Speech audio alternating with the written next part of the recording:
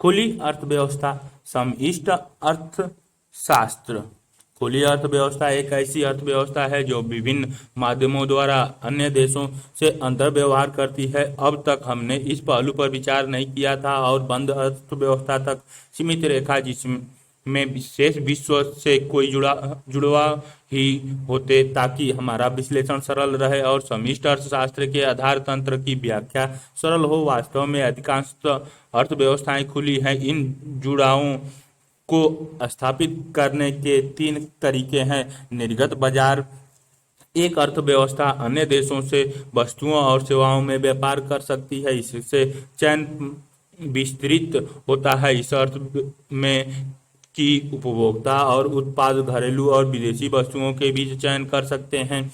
दूसरा, वित्तीय बाजार। अधिक बार एक अर्थव्यवस्था दूसरे देशों से वित्तीय परिसंपत्तियां खरीदती है, इससे विनियोजक को घरेलू तक विदेशी परिसंपत्तियों से चयन की अवसर मिलता है। श्रम बाजार। फर्म यह चयन कर सकती है कि उत्पादन को कहाँ किया जाए और श्रमिक चयन कर सकते हैं कि कहाँ काम किया जाए। अनेकों प्रवासन कानून श्रमिकों को देशों के मध्य आवागमन को प्रतिबंध करते हैं। पारंपरिक रूप से वस्तुओं के आवागमन को श्रम आवागमन के स्थापना की भांति देखा गया है। हम पहले दो जुड़ावों पर विचार करते हैं। इस प्रकार खुली अर्थव्यवस्था वह है जो अन्य देशों के साथ वस्तुओं और सेवाओं में व्यापार करती है और बहुधा वित्तीय परिसंपत्तियों में भी। उदाहरणतः भारतीय चार और विश्व में उत्पादित वस्तुओं का उपभोग कर सकते हैं और भारत से कुछ वस्तुओं का अन्य देशों को निर्यात किया जाता है। इस प्रकार विदेशी व्यापार भारत की समस्त मांग को दो प्रकार से प्रभावित करता है। प्रथम, जब भारतीय विदेशी वस्तुओं को खरीदते हैं तो उनके द्वारा किए गए व्यय समस्त मांग को कम करते हुए आय के वर्तुल प्रवाह से रिसाव के रूप में निष्कासित होता है। द्वितीय, विदेशों को जो हम निर्यात करते हैं वह घरेलू उत्पादित वस्तुओं के लिए समस्त मांग में वृद्धि करते हैं। वर्तुल प्रवाह में अंतःक्षेपण के रूप में प्रवेश करता है। जब राष्ट्रीय सीमाओं के बीच वस्तुओं का आवागमन होता है, सौदों के लिए द्रव्य का उपयोग किया जाता है। अंतर्राष्ट्रीय स्तर पर ऐसी कोई एक करेंसी नहीं है जो किसी एक बैंक द्वारा निर्गमित की जाती हो। विदेशी आर्थिक एजेंटों किसी राष्ट्रीय करेंसी को तभी स्वीकार करेंगे यदि वे आश्वस्त हो कि उस करेंसी की एक निश्चित मात्रा में वे जो वस्तुएं खरीद सकेंगे उसमें अवसर परिवर्तन नहीं होगा। दूसरे शब्दों में करेंसी की क्रय-शक्ति स्थिर रहेगी। इस विश्वास के बगैर किसी करेंसी को अंतर्राष्ट्रीय विनिमय के माध्यम के रूप में उपयोग नहीं किया जाएगा और न ही लेखा की इकाई के रूप में उपयोग होगा, क्योंकि ऐसा कोई अंतर्राष्ट्रीय प्राधिकरण नहीं है जिसके पास यह शक्ति हो कि वह अंतर्राष्ट्रीय लेन देन में किसी करेंसी के उपयोग को लागू कर सके। भूतकाल में देशों की सरकारों के द्वारा संभाव्य उपयोगकर्ताओं का विश्वास पाने के लिए यह घोषणा की गई कि राष्ट्रीय मुद्रा निर्बाध रूप से स्थिर कीमत पर दूसरी परिसंपत्तियों में परिवर्तन होंगे, जिसके मूल्य पर जारीकर्ता का कोई नियंत्रण नहीं होगा। यह दूसरी परिसंपत्तियां बहुधा सोना या अन्य राष्ट्रीय मुद्राएं थी। इस वचनबद्धता के दो पहलू हैं जिसने इसकी विश्वसनीयता को प्रभावित किया है। असीमित मात्रा में निर्बाध रूप में परिवर्तन की क्षमता और कीमत जिस पर परिवर्तन होता है, इन्हीं मुद्रों का निराकरण करने तथा अंतर्राष्ट्रीय लेन देन में स्थिरता लाने के लिए अंतर्राष्ट्रीय मुद्रा प्रणाली की स्थापना की गई। लेन देनों की मात्रा में वृद्धि के साथ स्वर्ण वह परिसंपत्ति नहीं रहा जिसमें राष्ट्रीय करेंसी को परिवर्तित किया जा सके। बॉक्स 6.1 को देखें। यद्यपि कुछ राष्ट्रीय करेंसी की अंतर्राष्ट्रीय मान्यता है, दो देशों के बीच लेन देन में वह करेंसी की महत्वपूर्ण होती है जिसमें व्यापार किया जाता है। उदाहरण के लिए, यदि कोई भारतीय अमेरिका में निर्मित वस्तु खरीदना चाहता है तो लेन देन को पूरा करने के लिए उसे डॉलरों की आवश्यकता होगी। यदि वस्तु की कीमत $10 है तो उसे यह जानना जरूरी है कि भारतीय रुपए में इसकी लागत क्या होगी। एक देश की मुद्रा की किसी अन्य देश की मुद्रा के रूप में कीमत को विदेशी विनिमय दर अथवा सरल रूप में विनिमय दर कहते हैं। इस विषय दर हम खंड 6.2 में विस्तृत चर्चा करेंगे। 6.1 अदायगी संतुलन बीओपी किसी एक देश के निवासियों और शेष विश्व के बीच एक निश्चित समय अवधि में खासकर 2 वर्षों में वस्तुओं, सेवाओं और परिसंपत्तियों के लेन देन का विवरण है। अदायगी संतुलन के दो मुख्य खाते होते हैं, चालू खाता और पूंजी खाता। चालू खाता वस्तुओं और सेवाओं के व्यापार में अंतरण अदायगियों का विवरण है। चित्र 6.1 चालू खातों के घटक को प्रदर्शित करता है। वस्तुओं के व्यापार में वस्तुओं के निर्यातों तथा आयातों को शामिल किया जाता है। सेवाओं के व्यापार में उत्पादन आय तथा गैर उत्पादन आय लेन देन को शामिल किया जाता है। अंतरण भुगतान ऐसी प्रवृत्तियां हैं जो किसी देश के निकासियों को निःशुल्क प्रभाव होती है और बदले में कोई वस्तुएं अथवा सेवाएं नहीं देनी पड़ती, जिन्हें उपहार, प्रेषित जन और अनुदान शामिल हैं। यह सरकार अथवा विदेशों में रहने वाले निजी व्यक्तियों द्वारा दिए जा सकते हैं। एक नए वर्गीकरण के अंतर्गत अदायगी संतुलन को 3 खातों में विभाजित किया गया है, चालू खाता, वित्तीय खाता और पूंजी खाता। यह अंतर्राष्ट्रीय मुद्रा कोष अदायगी संतुलन एवं अंतर्राष्ट्रीय स्थिति मैनुअल BPM6 के 6ठे संस्करण के अनुसार है। भारत ने भी इस निवेश परिवर्तन को कर लिया है, लेकिन भारतीय रिजर्व बैंक पुराने वर्गीकरण के आधार पर ही समकों को छाप रहा है। विदेशों से वस्तुएं खरीदना हमारे देश का व्यय है तथा यह देश की आय है, इसीलिए विदेशी वस्तुओं की खरीद अथवा आयात है हमारे देश में घरेलू वस्तुओं और सेवाओं की मांग को कम कर देते हैं। इसी प्रकार विदेशों को माल बेचने अथवा निर्यात से हमारे देश को आय प्राप्त होती है, जो हमारे देश में वस्तु और सेवाओं की कुल घरेलू मांग में वृद्धि करते हैं। चित्र 6.1 चालू खाते के घटक। चालू खाता वस्तुओं में व्यापार, सेवा में व्यापार, अंतरण भुगतान, वस्तुओं का निर्यात, वस्तुओं का आयात, निवल उपदान आय, निवल गैर उपदान आय, उपहार, प्रेषित धन तथा अनुदान, कर्मचारी क्षतिपूर्ति से निवल आय, जहाजरानी, बैंकिंग, बीमा, पर्यटक, सॉफ्टवेयर सेवाएं आदि निवल निवेश आय। चालू खाते में संतुलन। चालू खाता संतुलन में होता है जब चालू खाते में प्राप्तियां चालू खाते के भुगतान के बराबर होती है। चालू खाते के आधिक्य का अर्थ है कि एक देश को अन्य देशों लेना है और चालू खाते के घाटे का अर्थ है कि देश अन्य देशों की ऋणी है। चालू खाते का आधिक्य संतुलित चालू खाता। चालू खाते का घाटा प्राप्तियां ग्रेटर देन भुगतान, प्राप्तियां बराबर भुगतान, प्राप्तियां लेस देन भुगतान। चालू खाते के संतुलन के 2 धारक होते हैं। व्यापार का संतुलन के 2 धारक होते हैं। अदृश्य मदों का संतुलन, व्यापार संतुलन BOT किसी देश के एक निश्चित समयावधि में निर्यातों और आयातों के मूल्यों का अंतर है। वस्तुओं के निर्यात को BOT में क्रेडिट किया जाता है तथा आयात को BOT में डेबिट किया जाता है। इसका व्यापार संतुलन भी कहते हैं। BOT को संतुलित कहा जाता है जब वस्तुओं के निर्यात वस्तुओं के आयात के बराबर होते हैं। BOT में आधिक्य अथवा व्यापार आधिक्य तभी होता है जब कोई देश आयातों की अपेक्षा वस्तुओं का निर्यात अधिक करता है। घाटे की BOT तब होगा जब कोई देश निर्यातों की अपेक्षा वस्तुओं का अधिक आयात करता है। निवल अदृश्य मदें एक देश के एक निश्चित अवधि में अदृश्य मदों के निर्यातों एवं आयातों के मूल्यों का अंतर होता है। अदृश्य मदों में विभिन्न देशों के बीच होने वाली सेवाओं, हस्तांतरणों तथा आम प्रवाह शामिल होते हैं। सेवाओं के व्यापार में उपदान और गैर उपदान आय दोनों शामिल किया जाता है। उपदान आय में उत्पादन के साधन जैसे व्यय, भूमि तथा पूंजी से प्राप्त निवल अंतर्राष्ट्रीय आयों की शामिल किया जाता है। सेवा उत्पादन जैसे जहाजरानी, बैंकिंग, पर्यटक, सॉफ्टवेयर सेवाएं आदि से प्राप्त निवल बिक्री को गैर उपदान आय कहते हैं।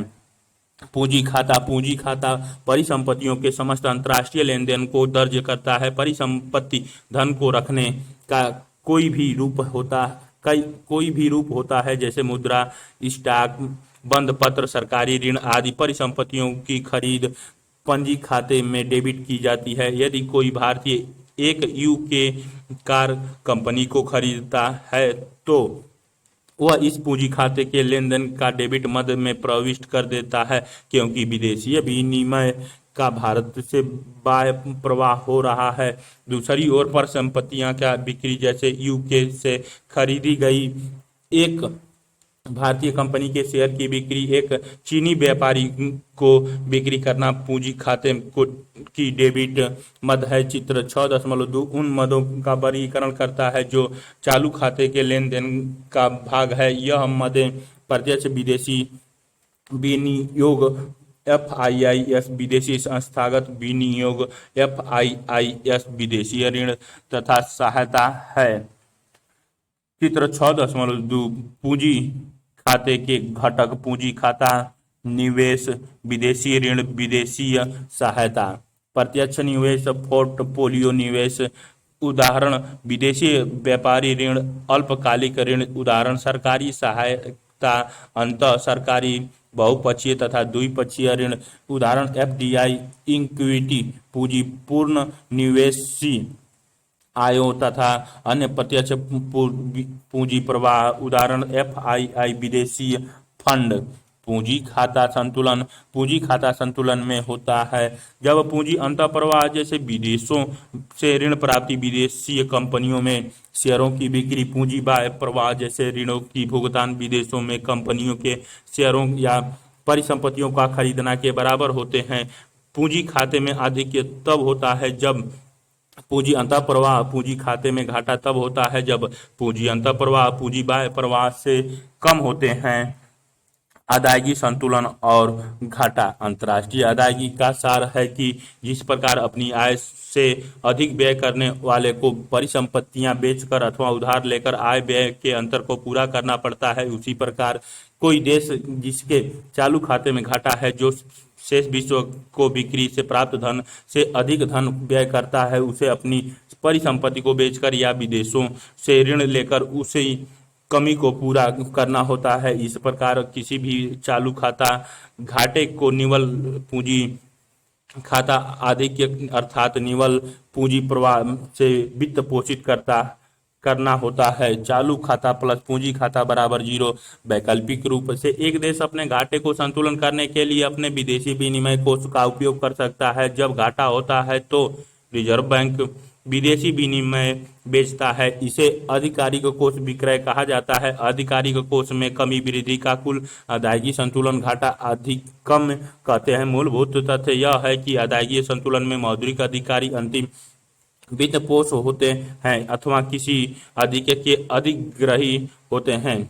ध्यातव्य है कि आधिकारिक कोष लेन देन एक अधिकूलित विनिमय दर अवस्था में अस्थायी विनिमय दरों की अपेक्षा अधिक प्रासंगिक होते हैं। स्वायत्तता और समायोजित लेन देन। अंतर्राष्ट्रीय आर्थिक लेन देनों को जब स्वायत्तता कहा जाता है तब लेन देन अदायगी संतुलन में विषमता को पूरा करने के अलावा किसी और कारणवश किए जाते हैं, अर्थात जब वे BOP की दशा से स्वतंत्र होते हैं। एक कारण लाभ कमाना हो सकता है।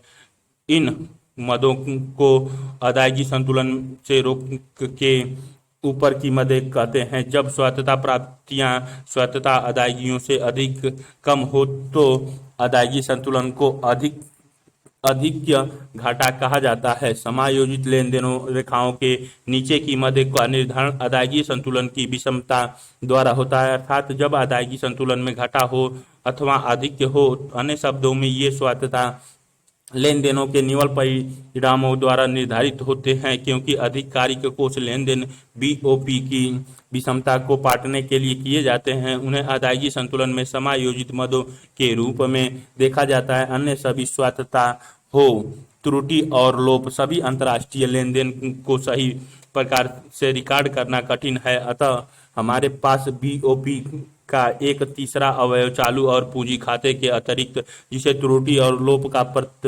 प्रतिबिंब मानते हैं। तालिका 6.1 भारत के अदायगी संतुलन का एक नमूना प्रस्तुत करता है।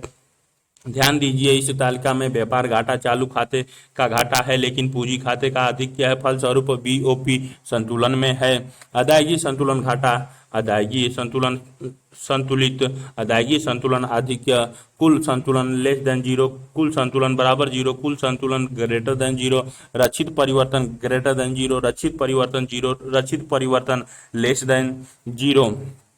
तालिका 6.1 भारत का अदायगी संतुलन मिलियन अमेरिकी डॉलर में, संख्या मध्य अमेरिकी मिलियन अमेरिकी डॉलर, एक निर्यात केवल वस्तुओं का 150, आयात केवल वस्तुओं का 240, व्यापार संतुलन 2-1-90, निवल अदृश्य मध्य 4A + 4B + 4C बराबर 52, गैर उपदान सेवाएं 30, आय -10, हस्तांतरण 32, चालू खाते का शेष 3+4 बराबर -38, चालू खाते का शेष 6A + 6B + 6C + 6D + 6E + 6F बराबर 41.15, ए बराबर बाय स्व सहायता निवल 0.15, बी बाय व्यापारिक ऋण 2, सी अल्पकालिक ऋण 10, डी बैंकिंग पूंजी निवल जिसमें गैर निवासी जमाएं 15-9, ई विदेशी निवेश निवल जिसमें 6EA + 6EB 19, ए प्रत्येक विदेशी निवेश निवल 13, बी पोर्टफोलियो निवल 6, एफ अन्य प्रवाह निवल -5, सातवां त्रुटि एवं लोप -3.15, आठवां कुल संतुलन 0, नौवां आरक्षित में परिवर्तन 0। बॉक्स 6.1 यहाँ दिया गया अदायगी संतुलन लेखा लेन देनों को दो खातों में बांटता है, चालू खाता तथा पूंजी खाता। वैसे अंतर्राष्ट्रीय मुद्रा कोष द्वारा balance of payment and international investment position manual के 6ठे संस्करण में नए लेखनीय मानदंड लागू किए जाने के पश्चात भारतीय रिजर्व बैंक ने भी अदायगी संतुलन की संरचना में परिवर्तन किए हैं। नए वर्गीकरण के अनुसार लेन देनों को 3 खातों में बांटा गया है, चालू खाता, वित्तीय खाता तथा पूंजी खाता। सबसे महत्वपूर्ण परिवर्तन यह है कि वित्तीय परिसंपत्तियां जैसे बांड और इक्विटी शेयरों में व्यापार के कारण होने वाले सभी लेन देनों का अब वित्तीय खाते में रख दिया गया है, लेकिन भारतीय रिजर्व बैंक अभी भी पुरानी प्रणालियों के अनुसार ही अदायगी संतुलन खातों को प्रकाशित कर रहा है। अतः यहाँ पर नई प्रणाली के विवरण को नहीं दिया जा रहा है। यह विवरण भारतीय रिजर्व बैंक द्वारा सितंबर 2010 में प्रकाशित बैलेंस ऑफ पेमेंट मैनुअल में उपलब्ध है। विदेशी विनिमय बाजार अंतर्राष्ट्रीय लेन देन के लेखांकन पर समस्त रूप में विचार करने के पश्चात अब हम किसी एकल लेन देन की चर्चा करते हैं। कल्पना कीजिए कि एक भारतीय निवासी छुट्टी बिताने के लिए लंदन की यात्रा पर्यटक सेवा का आयात पर जाना चाहता है। लंदन में ठहरने के लिए उसे पाउंड में भुगतान करना होगा। उसे यह जानने की आवश्यकता होगी कि पाउंड कहाँ से और किस कीमत पर प्राप्त किए जा सकते हैं। जैसा कि पहले जिक्र किया जा चुका है, इस कीमत को विनिमय दर कहते हैं। यह बाजार जिसमें राष्ट्रीय मुद्राओं का एक दूसरे से व्यापार होता है उसे विदेशी विनिमय बाजार कहते हैं। इस बाजार के मुख्य प्रतिभागी व्यावसायिक बैंक, विदेशी विनिमय दलाल एवं अन्य अधिकांश डीलर और मुद्रा प्राधिकारी होते हैं। यह उल्लेख करना महत्वपूर्ण है कि यद्यपि प्रतिभागियों के अपने व्यापारिक केंद्र हो सकते हैं, फिर भी यह बाजार अपने आप में विश्वव्यापी होता है। यहाँ व्यापारिक केंद्रों के बीच निकट और निरंतर संपर्क बना रहता है और प्रतिभागी एक से अधिक बाजार में व्यापार करते हैं। विदेशी विनिमय दर जिसे फोरेक्स दर भी कहते हैं, एक मुद्रा की दूसरी मुद्रा में कीमत है। यह विभिन्न देशों की मुद्राओं के बीच कड़ी है और अंतर्राष्ट्रीय लागत और कीमतों की तुलना करने में सहायक है। उदाहरण के लिए, यदि हमें $1 के लिए ₹50 देने पड़ते हैं तो विनिमय की दर ₹50 प्रति डॉलर होगी।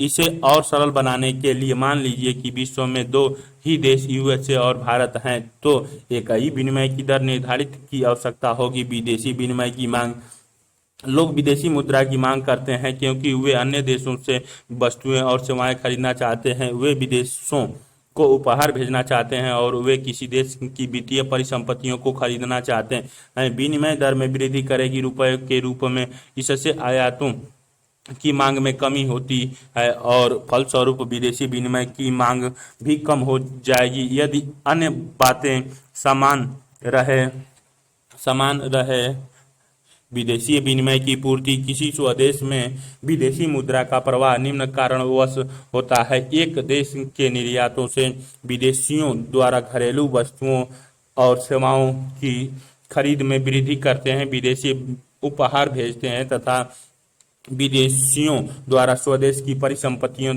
खरीदी जाती हैं। विदेशी विनिमय की कीमत में वृद्धि विदेशियों के की लागत यूएसडी के रूप में को कम कर देती है। अन्य बातें समान रहने पर इससे भारत के निर्यात बढ़ जाते हैं और इसीलिए विदेशी विनिमय की पूर्ति बढ़ जाती है। क्या वह वास्तव में बढ़ता है, यह कितने ही कारकों पर निर्भर करता है, विशेषतः निर्यातों तथा आयातों की मांग की लोच। विनिमय दर का निर्धारण अलग अलग देशों की अपनी मुद्रा विनिमय दर का निर्धारण करने की अलग अलग प्रणाली है।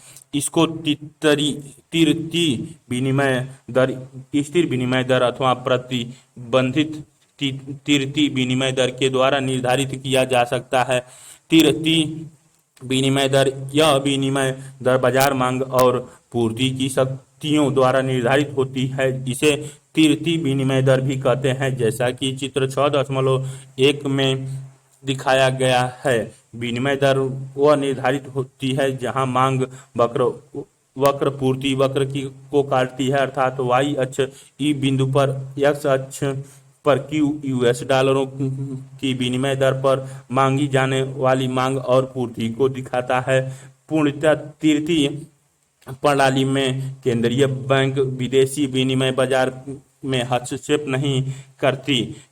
रेखा चित्र 6.1 तृतीय विनिमय दर के अंतर्गत संतुलन आरएस डॉलर में विनिमय दर ई स्टार डी एस और डी डॉलर और रुपए के बीच में ये ग्राफ दिखाई गई है। मान लीजिए कि विदेशी वस्तुओं और सेवाओं की मांग बढ़ जाती है। उदाहरण, भारतीयों द्वारा विदेशों में अधिक यात्रा करने के कारण।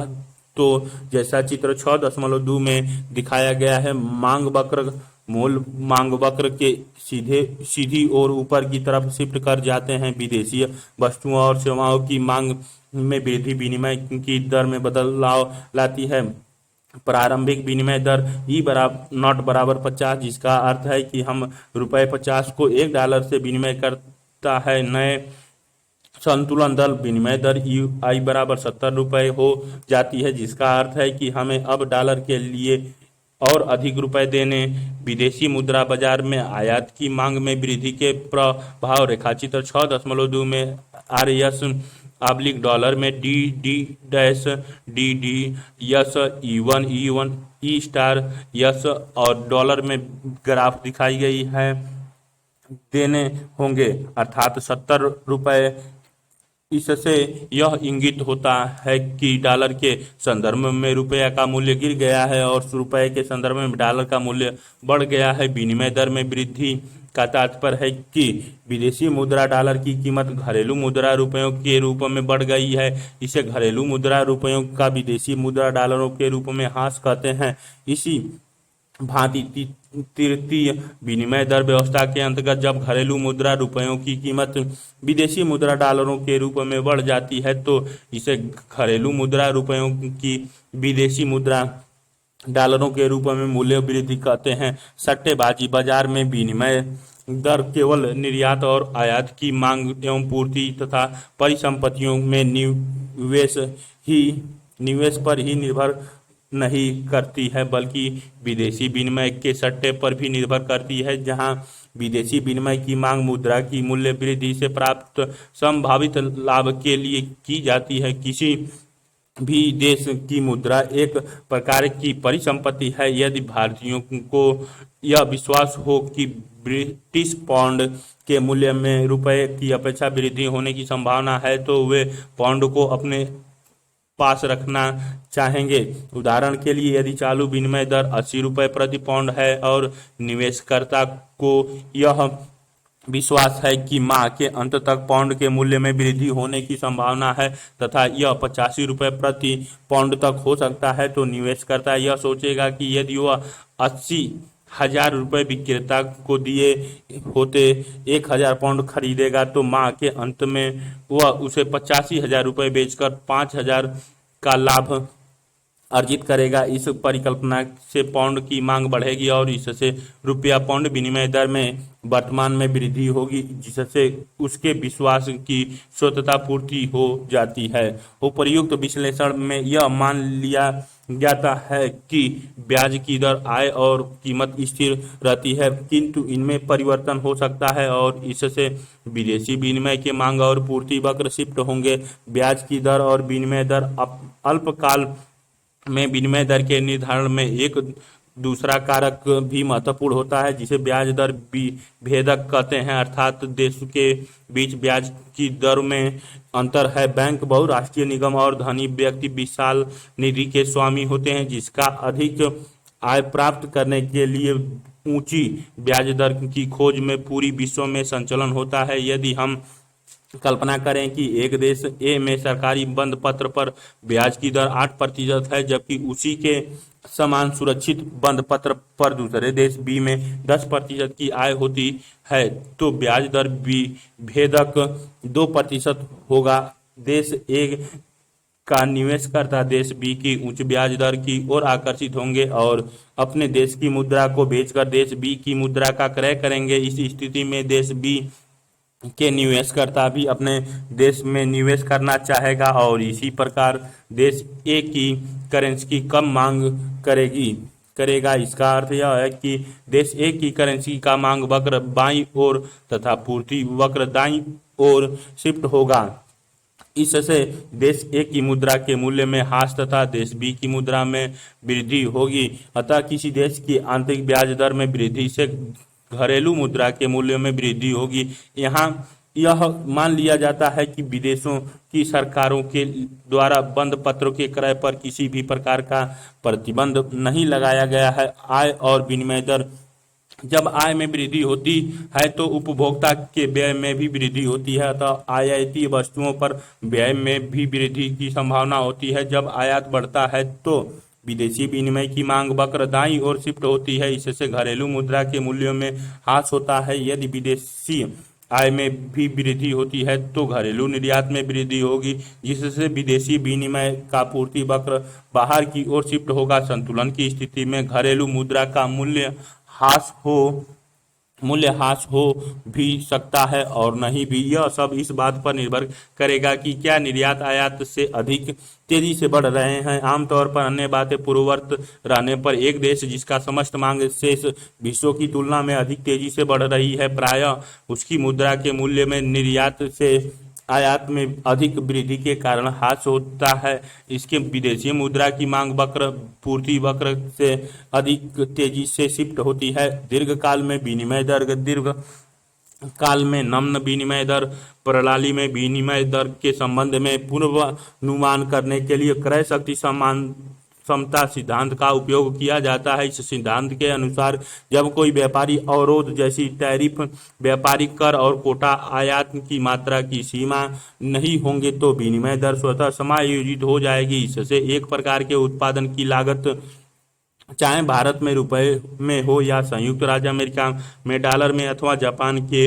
में येन में क्यों न हो, समान ही होगी, सिर्फ परिवहन व्यय में अंतर होगा। अतः दीर्घकाल में किन्हीं दो देशों की करेंसियों के बीच विनिमय दर के समायोजन से दोनों देश की कीमत स्तर के अंतर का पता चलता है। उदाहरण 6.1, यदि एक कीमत की लागत अमेरिका में $8 और भारत में 400 रुपये है तो रुपया डॉलर की विनिमय दर 50 रुपये होगी। अतः अब 50 रुपये से अधिक किसी भी दर को देखने के लिए हम ₹60 लेते हैं। इसका अर्थ यह है कि अमेरिका में एक कमीज की लागत 480 रुपये और भारत में केवल 400 रुपये है, तो ऐसी स्थिति में भी सभी विदेशी उपभोक्ताओं भारत से कमीज खरीदेंगे। इसी प्रकार भारतीय डॉलर 50 रुपये से कम किसी भी विनिमय दर पर कमीजों का समस्त व्यापार अमेरिका के पास चला जाएगा। अब हम कल्पना करते हैं कि भारत में कीमत में 20% की वृद्धि होती है, जबकि अमेरिका में 50% की वृद्धि होती है। अब भारत में एक कमीज की लागत 480 रुपये है, जबकि अमेरिका में $12 होगी। इस दोनों कीमतों में समानता तभी होगा जब $12 का मूल्य 480 रुपये अथवा $1 का मूल्य 40 रुपये होगा। अतः डॉलर के मूल्य में ह्रास हुआ। क्रय शक्ति समता सिद्धांत के अनुसार घरेलू स्फीति और विदेशी स्फीति के बीच अंतर ही विनिमय दर के समायोजन का प्रमुख कारण है। यदि एक देश से दूसरे देश की अपेक्षा स्फीति की दर अधिक है तो इसकी विनिमय दर का ह्रास होगा। स्थिर विनिमय दरें इस विनिमय दर प्रणाली में सरकार विनिमय दर का एक स्तर विशेष दर पर निर्धारित कर देती है। चित्र 6.3 में बाजार द्वारा निर्धारित विनिमय दर ई है। फिर भी मान लीजिए कि भारत सरकार किसी कारणवश निर्यातों को बढ़ाना चाहती है। इसके लिए इसे विदेशियों के लिए रुपए को सस्ता करना होगा। वह ऐसा विनिमय दर ₹50 प्रति डॉलर की वर्तमान दर से ऊंची विनिमय दर जैसे ₹70 प्रति डॉलर तय कर सकती है। इस विनिमय दर पर डॉलरों की पूर्ति इनकी मांग रेखाचित्र 6.3 RS डॉलर में DDSS ABE E1 E2 S dollar में दिखाई गई है। स्थिर विनिमय दर के साथ विदेशी विनिमय बाजार में दिखाई गई है। इस विनिमय दर पर डॉलरों की पूर्ति इनकी मांग से अधिक हो जाएगी। इस अतिरिक्त पूर्ति को जिस चित्र में AB द्वारा दिखाया गया है, रिजर्व बैंक डॉलरों को रुपए में बेच कर बाजार में हस्तक्षेप करती है। इस प्रकार हस्तक्षेप द्वारा सरकार अर्थव्यवस्था में किसी भी विनिमय दर को बनाए रख सकती है। अतः हस्तक्षेप द्वारा सरकार अर्थव्यवस्था में किसी भी विनिमय दर को बनाए रख सकती है, लेकिन जब तक हस्तक्षेप चलेगा वह ज़्यादा और ज़्यादा विदेशी विनिमय एकत्रित कर लेगी। दूसरी तरफ यदि सरकार ऐसे स्तर पर विनिमय दर को निर्धारित करती है जैसे E2 विदेशी विनिमय बाजार में डॉलर के अधिक मांग होगी। डॉलरों की इस अधिक मांग को पूरा करने के लिए सरकार को डॉलरों की पहले से ही एकत्रित स्टॉक में डॉलर निकालने पड़ेंगे। यदि यह ऐसा करने में असफल रहती है तो डॉलरों के लिए काला बाजार पैदा हो जाएगी। स्थिर विनिमय दर प्रणाली के अंतर्गत जब किसी सरकारी कार्यवाही द्वारा विनिमय दर बढ़ती है, इस प्रकार घरेलू मुद्रा को सस्ता करो तो इसे अवमूल्यन कहते हैं। दूसरी तरफ मुद्रा का पुनर्मूल्यन होता है जब स्थिर विनिमय दर प्रणाली के अंतर्गत सरकार विनिमय दर को घटा देती है। तृतीय और स्थिर विनिमय दर प्रणालियों के गुण और दोष। स्थिर विनिमय दर प्रणाली का मुख्य लक्षण यह विश्वसनीयता है कि सरकार एक निश्चित स्तर पर विनिमय की दर को बनाए रखने में सक्षम होगी। स्थिर विनिमय दर प्रणाली के अंतर्गत बहुधा BOP में आधिक्य अथवा घाटा होता है। सरकारी आरक्षित कोषों का उपयोग कर सरकार इस लोप को पूरा करने के लिए हस्तक्षेप करती है। यदि लोगों को यह पता चल जाए कि सरकार के पास आरक्षित कोष कम है तो वे सरकार की स्थिर दरों को बनाए रखने की क्षमता पर संदेह करने लगते हैं। इससे अवमूल्यन का अनुमान बढ़ेगा। जब यह विश्वास किसी मुद्रा को आक्रामक खरीद में बदल जाता है और सरकार को मुद्रा के अवमूल्यन के लिए बाध्य कर देता है तो इस मुद्रा पर अनुमानित आक्रमण कहते हैं। स्थिर विनिमय दर इस प्रकार के आक्रमणों के उन्मुक्त होती है जैसे कि ब्रेटन वुड्स प्रणाली के पतन से पूर्व में देखा गया। स्थिर विनिमय दर प्रणाली सरकार को अधिक नम्यता प्रदान करती है और उन्हें विदेशी मुद्रा के विशाल कोषों का स्टॉक नहीं रखना पड़ता। तृतीय विनिमय दर प्रणाली का एक बड़ा लाभ यह है कि विनिमय दरों में परिवर्तन BOP के आधिक्य और घाटे की स्वतः देखभाल कर लेते हैं। इसके अलावा भी देश अपने मौद्रिक नीतियों के संचालन में स्वतंत्र रहते हैं क्योंकि उन्हें विनिमय दर को बनाए रखने के लिए किसी हस्तक्षेप की आवश्यकता नहीं होती, क्योंकि इनकी देखभाल कर लेता है। प्रबंधित तृतीय, किसी औपचारिक अंतर्राष्ट्रीय समझौते के बिना विश्व में उत्तम विनिमय प्रणाली का उदय हुआ, जिसे उत्तम रूप में प्रबंधित तृतीय विनिमय दर प्रणाली कहा जा सकता है। यह नम्य विनिमय दर प्रणाली या तृतीय भाग और स्थिर दर प्रणाली प्रबंधित भाग का मिश्रण है। त्रुटि बाहुल्य तृतीय नाम की इस प्रणाली में केंद्रीय बैंक विनिमय दर को उदार बनाने के लिए जब कभी ऐसा कार्य को समुचित समझता है तो विदेशी मुद्रा का क्रय विक्रय करके हस्तक्षेप करता है, तो अधिकृत सुरक्षित समव्यवहार शून्य के समान नहीं होता है। भाग 6.2 विनिमय दर प्रबंधन अंतर्राष्ट्रीय अनुबंध स्वर्ण मान लगभग 1870 से 1914 में प्रथम विश्व युद्ध के आरंभ होने तक स्वर्ण मान ही प्रचलित था, जो कि स्थिर विनिमय दर प्रणाली का सार तत्व ही था।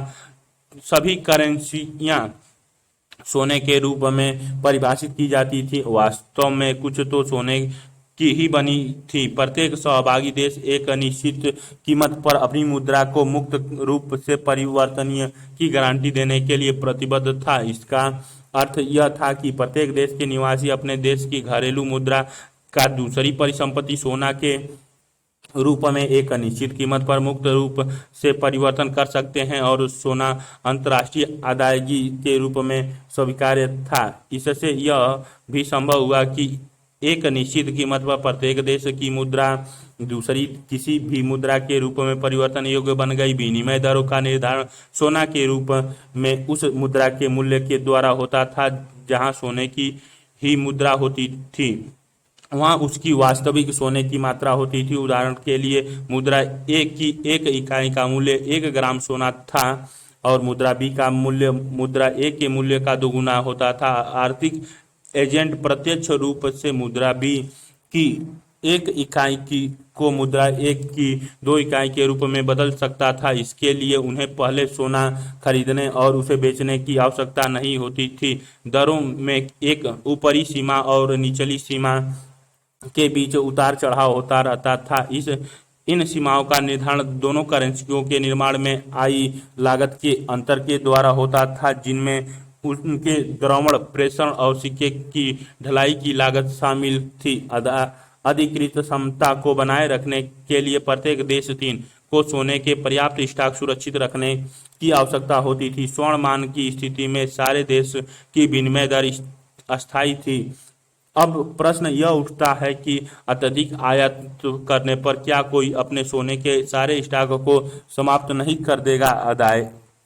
अदायगी संतुलन में घाटा होने पर वाणिज्यवादी की फोर व्याख्या इस प्रकार थी कि जब तक राज्य टैरिफ, कोटा अथवा निर्यात पर उपदान के रूप में हस्तक्षेप नहीं करेगा, तब तक वह देश अपने सोने को समाप्त कर देगा और वह अत्यंत बुरी दुर्घटना को प्राप्त होगा। डेविड ह्यूम एक ख्याति प्राप्त दार्शनिक थे, जिन्होंने 1752 में इस मत का खंडन किया और बतलाया कि यदि सोने के भंडार में कमी हुई तो सभी प्रकार की कीमत और लागत भी अनुपातिक रूप में गिरेगी और इससे देश में किसी को भी बुरी स्थिति का सामना नहीं करना पड़ेगा। घरेलू वस्तुएं सस्ती हो जाने से आयात घटेगा और निर्यात बढ़ेगी। यह वास्तविक विनिमय दर है जिससे प्रतिस्पर्धा का निर्धारण होगा। जिस देश से हम आयात कर रहे थे और सोने में उसको भुगतान कर रहे थे, उसको कीमतों और लागतों में वृद्धि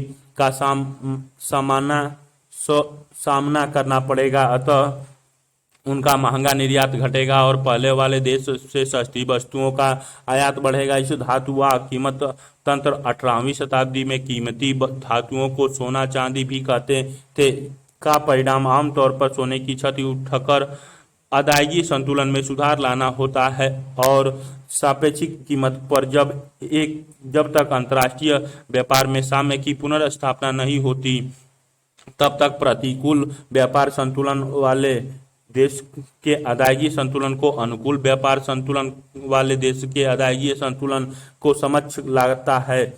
इस संतुलन से आप शुद्ध सोने का प्रवाह नहीं होता और आयात निर्यात संतुलन बना रहता है। बिना किसी टैरिफ और राज्य की कार्रवाई की आवश्यकता के अस्थायी तथा स्वयं सुधार संतुलन बना रहता है। इस प्रकार स्वचालित साम्य तंत्र के माध्यम से स्थिर विनिमय दर को कायम रखा जाता है। तीसरा, अगर दर में अंतर उन लेन देनों की लागत से अधिक हो तो लाभ मनमाने तरीके से हो सकता है। करेंसी को सस्ते दर पर क्रय करने तथा सहज ढंग से बेचने की प्रक्रिया में चौथा, वाणिज्यवादी विचारधारा का जुड़ाव 16वीं और 17वीं शताब्दी में राष्ट्र राज्य के उदय के साथ हुआ।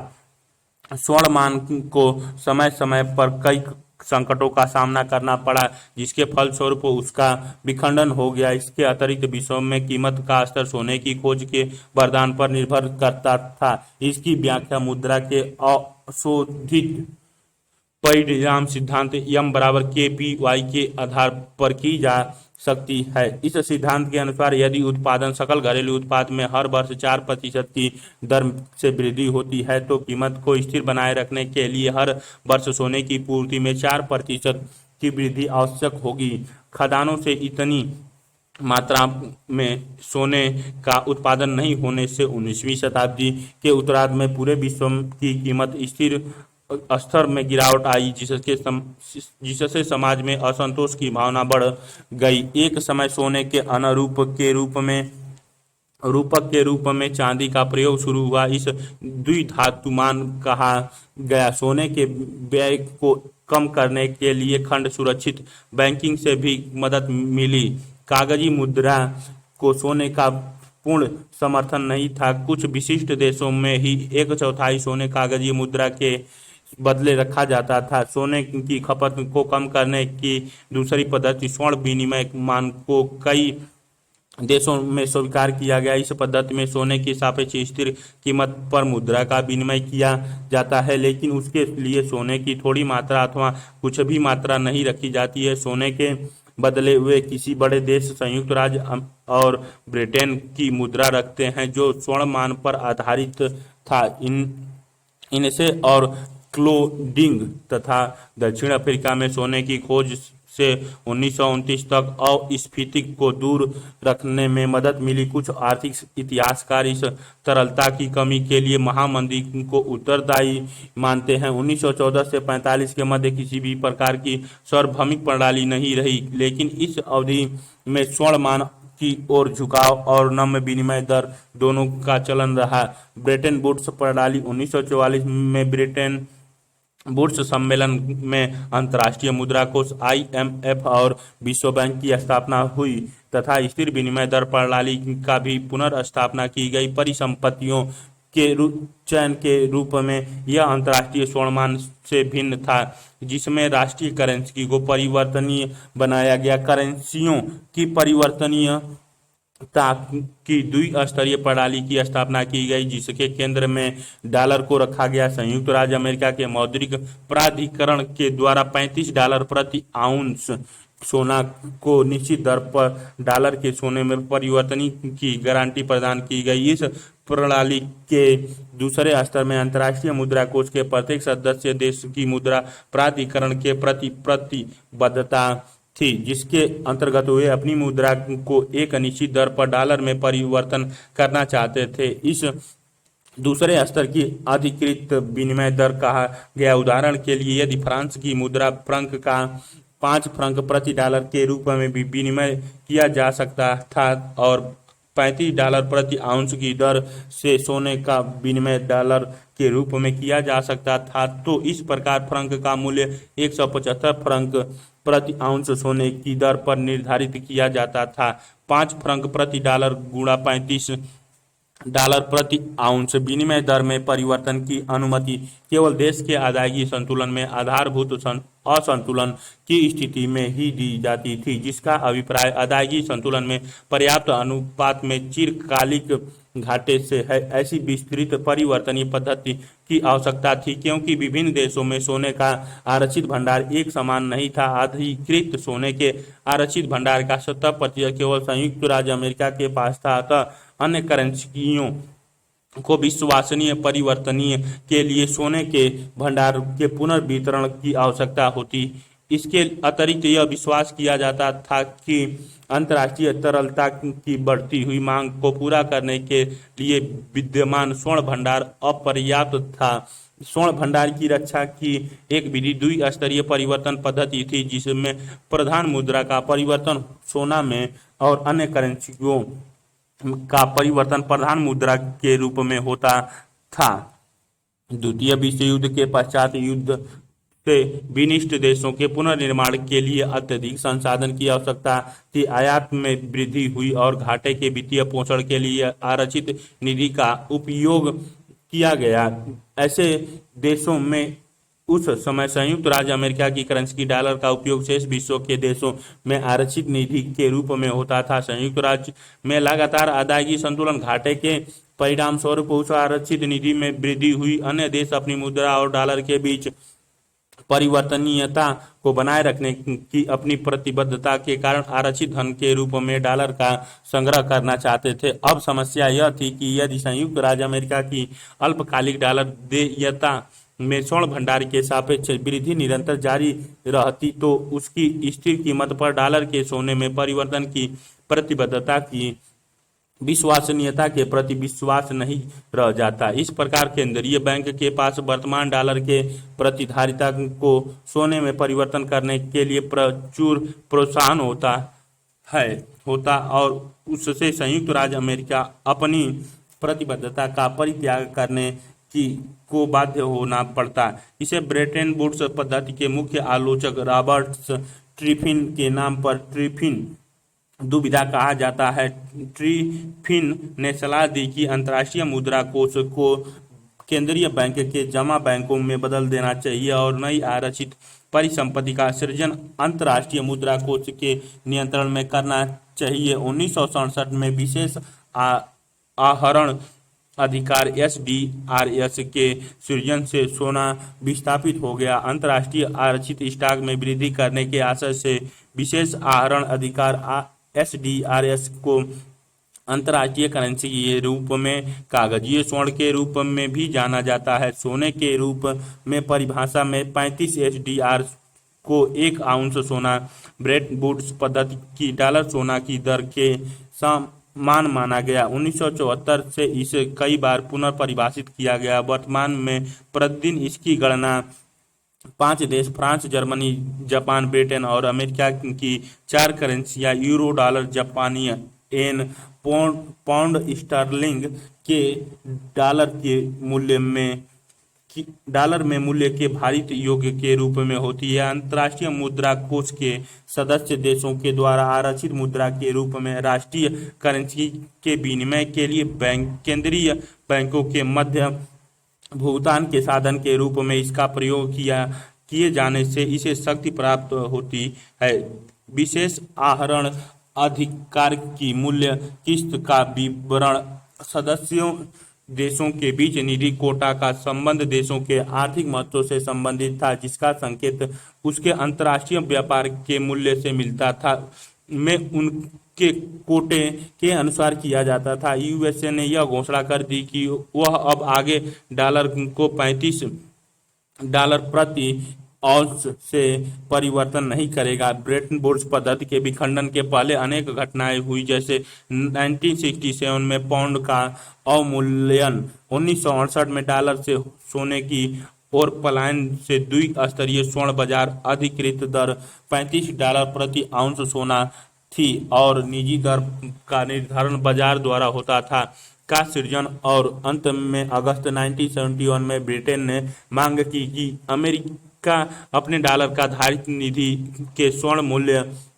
की गारंटी दे। इससे अमेरिका ने डॉलर और सोने के बीच के संबंध का परित्याग करने का निर्णय लिया। 1971 में स्मिथसोनियन समझौते से विनिमय दर में नई केंद्रीय दर से 2.5% ऊपर या नीचे तक के संचलन की अनुमेय बैंड को विस्तार मिला। इससे यह आशा की गई कि घाटे वाले देशों पर दबाव कम होगा। यह केवल 14 वर्ष तक चला। विकसित बाजार अर्थव्यवस्था, जिसका नेतृत्व यूनाइटेड किंगडम और बाद में स्विट्जरलैंड और फिर जापान ने किया, में तृतीय विनिमय दरों को 1970 के दशक में स्वीकार करना आरंभ हुआ। 1976 में अंतर्राष्ट्रीय मुद्रा कोष के अनुच्छेद की पुनरावृत्ति से देश को अपने करेंसी की तृतीय रखने अथवा उन्हें अधिकृत करने की अनुमति मिली। एकल करेंसी का समूह अथवा एसडीआर अधिकृत दरों के लिए कोई विनिमय नहीं है और वस्तु तृतीय दर और विनिमय दर के पर्यवेक्षण के लिए भी कोई नियम नहीं है। वर्तमान में अनेक देश में स्थिर विनिमय दर है। कुछ देश अपनी करेंसी को डॉलर में अधिकृत करते हैं। जनवरी 1999 में यूरोप मौद्रिक संघ के सृजन से संघ के सदस्यों की करेंसी के बीच विनिमय दर अस्थायी रूप से निर्धारित हुई और कई नई समान मुद्रा यूरो को जारी किया गया। इसे यूरोपीय केंद्रीय बैंक के प्रबंधन में जारी किया गया। जनवरी 2002 में वास्तविक नोट और सिक्के चलाए गए। अब तक 25 में 12 यूरोपीय संघ के सदस्यों ने यूरो को अपनाया है। कुछ देश ने अपनी मुद्रा को फ्रांस के फ्रंक में अधिकृत किया है। इनमें प्राय अफ्रीका की फ्रांसीसी कॉलोनियां हैं। अन्य देशों ने करेंसी के समूह में अधिकृत किया है जिसमें उनके व्यापार की रचना प्रतिबिंबित होती है। प्राय छोटे देश भी एक महत्वपूर्ण व्यापारिक सहभागी के सापेक्ष अपनी विनिमय दर निर्धारित करने का निर्णय लेते हैं। उदाहरण के लिए अर्जेंटीना ने 1991 में मुद्रा बोर्ड प्रणाली अपनाई। इसके तहत स्थानीय मुद्रा पेसो और डॉलर के बीच कानूनन द्वारा विनिमय दर तय किया गया। केंद्रीय बैंक अपनी जारी सारी घरेलू मुद्रा और आरक्षित निधि के बदले पर्याप्त विदेशी मुद्रा अपने पास रखता है। ऐसी व्यवस्था में कोई देश अपनी इच्छा से मुद्रा की पूर्ति में विस्तार नहीं कर सकता है। यदि कोई घरेलू बैंकिंग संकट जब बैंक को घरेलू मुद्रा ग्रहण करने की जरूरत होता है तो केंद्रीय बैंक अंतिम ऋणदाता रह सकता है। किंतु संकट के बाद अर्जेंटीना ने मुद्रा बोर्ड का परित्याग कर दिया और जनवरी 2002 में अपनी मुद्रा को तृतीय रहने दिया। 2000 में इक्वाडोर ने डॉलरीकरण की नई व्यवस्था अपनाई और घरेलू मुद्रा को छोड़कर संयुक्त राज्य के डॉलर को स्वीकार किया। सारी कीमतें डॉलर में रखी गई और स्थानीय मुद्रा में लेन देन बंद हो गई। यद्यपि अनिश्चितता और जोखिम से बचा जा सकता है, किंतु इक्वाडोर ने अपनी मुद्रा पूर्ति का नियंत्रण संयुक्त राज्य अमेरिका के केंद्रीय बैंक फेडरल रिजर्व को दे दिया और इस तरह वह संयुक्त राज्य अमेरिका की आर्थिक दशाओं पर आधारित होगा। समग्र रूप से अंतर्राष्ट्रीय व्यवस्था को बहुप्रणाली के रूप में चित्रित किया जा सकता है। अधिकांशतः विनिमय दरों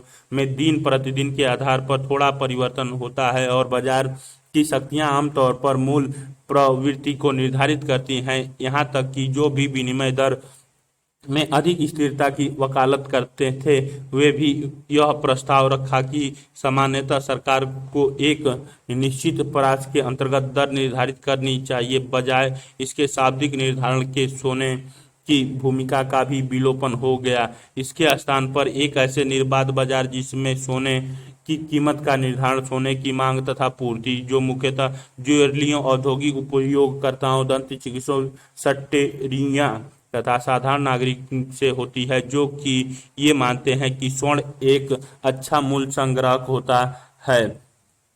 सारांश: उत्पाद और वित्तीय बाजार में खुलापन से घरेलू और विदेशी वस्तुओं के बीच तथा घरेलू और विदेशी परिसंपत्तियों के बीच चयन की छूट होती है। अदायगी संतुलन में किसी देश का शेष विश्व के साथ लेन देन का उल्लेख होता है। चालू लेखा शेष सौदा, व्यापार, सेवाओं और शेष विश्व से प्राप्त निव्वल अंतरण का योग होता है। पूंजीगत लेखा शेष विश्व में होने वाली पूंजीगत प्रवाह शेष विश्व को होने वाले प्रवाह के घटाव के बराबर होता है। चालू लेखा के घाटे को विदेशियों से प्राप्त निव्वल पूंजी प्रवाह से वित्तीय पोषित किया जाता है। जिस प्रकार पूंजी खाता आधिक्य से मौद्रिक विनिमय दर घरेलू मुद्रा के रूप में विदेशी मुद्रा की एक इकाई की कीमत है, वास्तविक विनिमय दर घरेलू वस्तु के रूप में विदेशी वस्तुओं की सापेक्ष कीमत है। यह मौद्रिक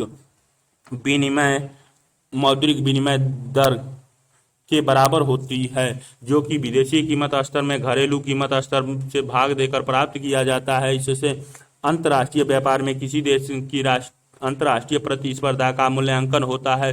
जब वास्तविक विनिमय दर एक के बराबर हो तो दोनों देशों में क्रय शक्ति समता होती है।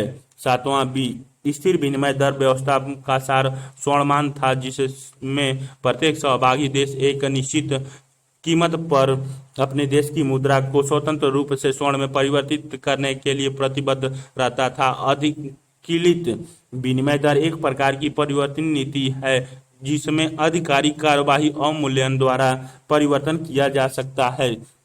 आठवां, स्वच्छ तृतीय निधि के अंतर्गत विनिमय दर का निर्धारण बाजार द्वारा बिना किसी केंद्रीय बैंक के हस्तक्षेप के होता है। प्रतिबंधित तृतीय की स्थिति में केंद्रीय बैंक विनिमय दर में उतार चढ़ाव को कम करने के लिए हस्तक्षेप करता है। खुली अर्थव्यवस्था में घरेलू वस्तुओं की मांग, वस्तुओं की घरेलू मांग, उपभोग, निवेश, सरकारी खर्च और निर्यात घाटा आयात के योग के बराबर होता है। खुली अर्थव्यवस्था गुणक बंद अर्थव्यवस्था गुणक से छोटा होता है, क्योंकि घरेलू मांग का एक हिस्सा विदेशी वस्तुओं के लिए होता है। अतः स्वायत्तता मांग में वृद्धि से बंद अर्थव्यवस्था की तुलना में निर्गत में कम होती है। इससे व्यापार शेष में भी गिरावट होती है। विदेशी आय में वृद्धि से निर्यात में वृद्धि और घरेलू निर्गत में वृद्धि होती है तथा व्यापार शेष में सुधार होता है। यदि किसी देश में ऋण की गई निधि से ब्याज दर की अपेक्षा विकास दर अधिक होता है तो व्यापार घाटे से किसी प्रकार के खतरे का संकेत नहीं होता है। खुली अर्थव्यवस्था अदायगी संतुलन, चालू खातागत घाटा, आधिकारिक आरक्षित लेन देन, स्वायत्तता और समंजन लेन देन, मौद्रिक और वास्तविक विनिमय दर, क्रय शक्ति समता, नम्य विनिमय दर, मूल्यह्रास, ब्याज दर विभेद, स्थिर विनिमय दर, अवमूल्य, प्रतिबंधित तृतीय, घरेलू वस्तु की मांग, आयात की सीमांत प्रवृत्ति, निवल निर्यात, खुली अर्थव्यवस्था गुणांक, बॉक्स 6.3, विनिमय दर प्रबंधन, भारतीय अनुभव। भारत की विनिमय दर नीति अंतर्राष्ट्रीय और देशीय विकास के साथ विकसित हुई है। स्वतंत्रता के बाद ब्रेटन वुड्स व्यवस्था की दृष्टि से भारतीय रुपया ब्रिटेन के साथ ऐतिहासिक संबंध के कारण पाउंड स्टर्लिंग में अधिकलित हुआ। जून 1966 में रुपए का 36.5% अवमूल्यन एक महत्वपूर्ण घटना थी। ब्रिटेन वुड्स व्यवस्था के विखंडन और भारत के व्यापार में यूनाइटेड किंगडम के अंश के घटने से सितंबर 1975 में पाउंड स्टर्लिंग से रुपए का संबंध विच्छेद कर दिया गया और 1975 से 1952 तक की अवधि के दौरान रुपए की विनिमय दर भारतीय रिजर्व बैंक के द्वारा निर्धारित होती थी, जो भारत के प्रधान व्यापारिक हिस्सेदारी की मुद्रा के भारित बंडल के ±5% नाम मात्र के व्यापारिक सहभागी के अंतर्गत होता था। रिजर्व बैंक दैनिक आधार पर हस्तक्षेप करता था, जिसके आरक्षित निधि के आकार में व्यापक परिवर्तन होता था। इस अवधि की विनिमय दर व्यवस्था का वर्णन एक पट्टी के साथ नाम मात्र अधिकृत के समायोजन के रूप में किया जा सकता है।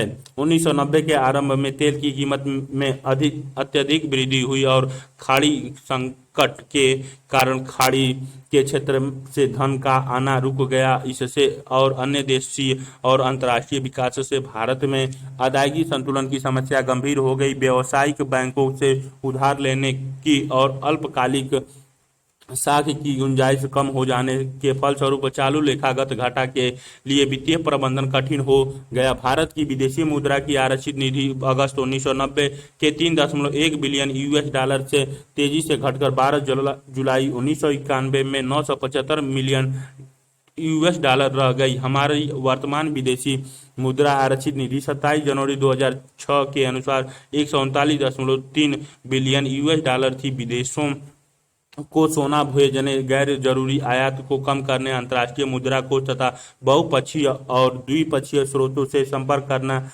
करने, स्थिरीकरण और ढांचागत सुधार लाने के अतिरिक्त 1 जुलाई और 3 जुलाई 1991 को रुपए के में 2 चरण में 18-19% का अवमूल्यन किया गया।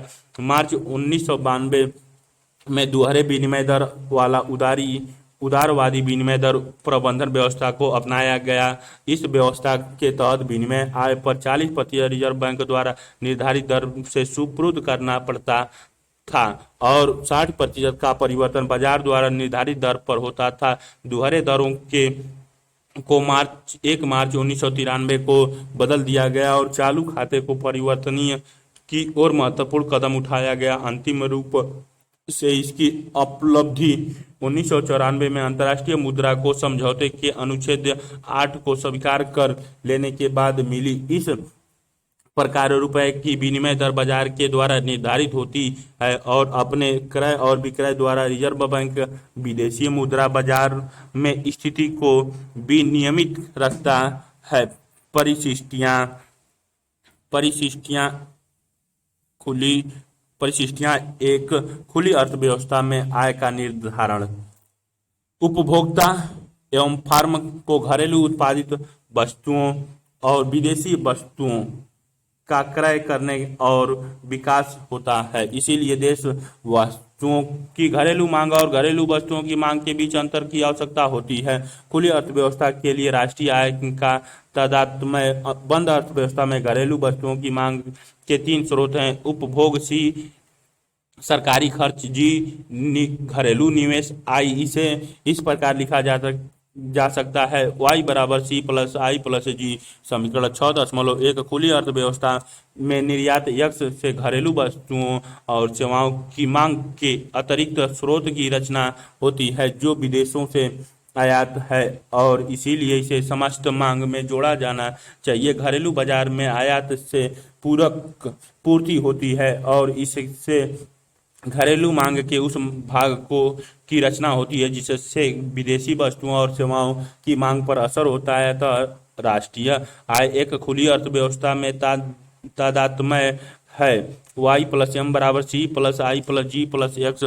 समीकरण 6.2 पुनर्गठन करने पर y बराबर C plus I plus G plus M minus M 6.3 equation अर्थात y बराबर C plus I plus G plus N X. समीकरण 6.4 जहाँ एन एक्स निवल राष्ट्रीय निर्यात आयात है। एक धनात्मक निवल निर्यात आयात से ज्यादा से व्यापार अधिशेष और ऋण निवल निर्यात से ज्यादा से व्यापार घाटा सूचित होता है। किसी खुली अर्थव्यवस्था में साम्य आय के निर्धारण में आयात और निर्यात की भूमिका की जांच करने के लिए हम उसी प्रक्रिया को अपनाते हैं जिससे प्रक्रिया का प्रयोग हमने बंद अर्थव्यवस्था के मामले में किया, अर्थात हम निवेश और सरकार की स्वतंत्रता व्यय को लेते हैं। इसके अतिरिक्त हमें आयात और निर्यात के निर्धारकों को भी स्पष्ट करने की आवश्यकता होती है। आयात की मांग घरेलू आय y और वास्तविक विनिमय दर r पर निर्भर करती है। उच्च आय होने पर अधिक